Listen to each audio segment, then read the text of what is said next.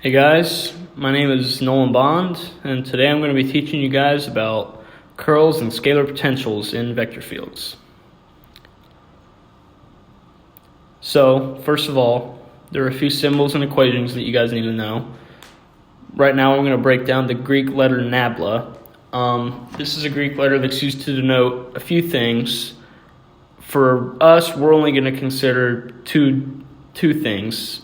Number one being the gradient of a vector field or a point in space, and number two being the curl of a vector field. And you can tell these apart because the curl is always followed by an x after the nabla. The nabla may or may not have the vectors on top of the arrows, or the arrow vectors on top of them, but I've seen it both ways, so just make that note. I may or may not use them from here on out. So you're also going to need to know equation 8.2, the curl of a vector field. Now this is the three-dimensional curl. You can break this down into the two-dimensional curl, which is actually really simple, and I'm going to show you how to do that later. But for now, you guys just want to go ahead and write this down as your equation, because if you know the three-dimensional one, you'll know the two-dimensional one.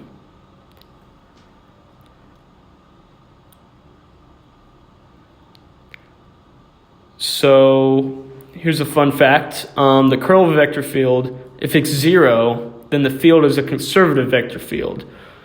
And as you can tell from this helpful little graphic here, even the kid knows that. So this is actually really helpful for analyzing vector fields, because if a vector field is conservative, that means that for any two arbitrary points in the vector field, the line integral between those 2 points, if the start and end points are the same, will be the same regardless of the path chosen. Think of like if you're riding an elevator and you go from the ground floor to the third floor, like your change in height is going to be 3 floors, but it doesn't matter what path you take. You could go down to the basement first and then go up to the 8th floor. As long as you start on the first floor and end on the third floor, your change in height is always going to be the same.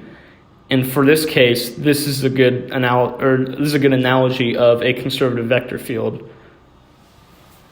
And you just translate that to the line integral. So now I'm going to have you guys look at example 3 in your course pack. So this example gives us a vector field which was denoted by xi hat plus yj hat. It also gives us an arrow that points from the point -4, 1 to the point 4, 0. So first of all, we need to find the equation for this line, which we can do by using point slope. And we just plug in -4 and 1 for the first point, so that'd be our x1 and y1, and 4, 0 for our second point, so x2 and y2. Then we can solve for the slope, which we find to be -1/8. And we can also find the y-intercept, or the b, if you were to put it in y equals mx plus b form, and we know that it's 1/2. So then we can put that equation into our y equals mx plus b form for the line, which is also a way of solving for y. And then that's what we want to use for the next step in this equation. So you guys can work that out real quick on your course packs.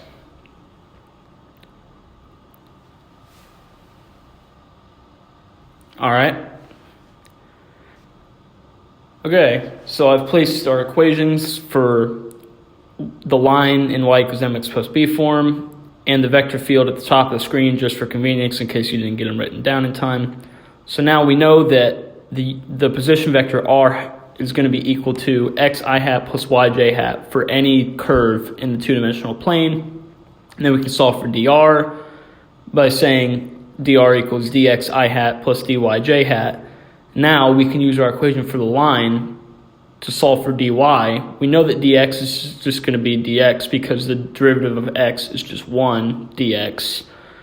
And we have y in terms of x with our line equation, so then we can just take the partial derivative of that with respect to x, which is just -1/8, and then we have the dx in there as well. Then we can take that and plug it back into equation 8.1. I've rearranged it into the integral form because that's what we're going to be using to solve this line integral. And because our integrand is in terms of x and has no y's in it, then we're integrating with respect to x, and we just need to figure out the bounds. Right now they're arbitrary x1 and x2, but we know that the line goes from negative 4, 1 to 4, 0, which means that x goes from negative 4 to 4. So then we just need to evaluate that integral. After you integrate, you should get this function, and then after you plug in the negative 4 and 4 and subtract it out, you should get negative 1/2 as your answer.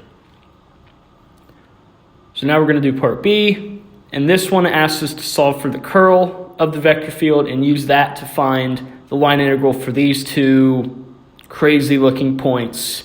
Something about it makes me want to drink maple syrup, but we're not going to worry about that. So I have again placed the equation for the curl here. Now this is the three-dimensional equation, but since there's no z or k components in the vector field, since we're in 2 dimensions, you can simplify it to this expression. The partial of the y component of f with respect to x minus the partial of the x component of f with respect to y, which in this case becomes 1 minus 1, which simplifies down to 0, which means that the curl of the vector field is 0, which means that for any 2 points that have the same start and end points, the line integral is the same regardless of the path. So the answer will again be negative 1/2 for both paths. Now we're going to talk about potentials. So we can relate the force of a conservative field and the work done by it as force is equal to the gradient of the work, which if you think about like a common physics example of gravity, makes sense because the force of gravity is directed straight down and it's strongest pointing straight down, and gravity does positive work on things when it pulls them down, such as if you drop something in midair and it falls to the ground. But if you lift an object up, then it does negative work. The force of gravity performs negative work on that object and increases its gravitational potential energy by moving its position higher and further away from the ground. So here's a visualization of that concept. On the left side, the ball is moving downwards. Its direction of motion is going with gravity. On the right side, it's opposing gravity and it's negative work. So in the case of negative work, as in if the ball is moving upward, then the increase in potential energy is defined as phi equals positive mgz, where m is the mass of the object, g is gravity, and z is the height that it's moved upward. In the case of positive work, the sign's flipped because the work is flipped. So if you relate that to the original equation, then you find that work is equal to negative phi. And when you substitute that back in, you get force is equal to the negative gradient of phi. And you say, well, what's phi? Well, phi is the scalar potential of the force F. And that doesn't mean that it's only that particular force vector. It's any force vector in a force field, in a vector field that's called F, as long as the field is conservative. That is, if the curl is 0, then the force is equal to the negative gradient of phi, and phi could be some function or a constant of the scale that is the scalar potential of F. So that's all I got for you guys. I'm going to hand the mic back over to Simeon and Ethan to do the conclusion. I hope you guys enjoy my presentation. See ya.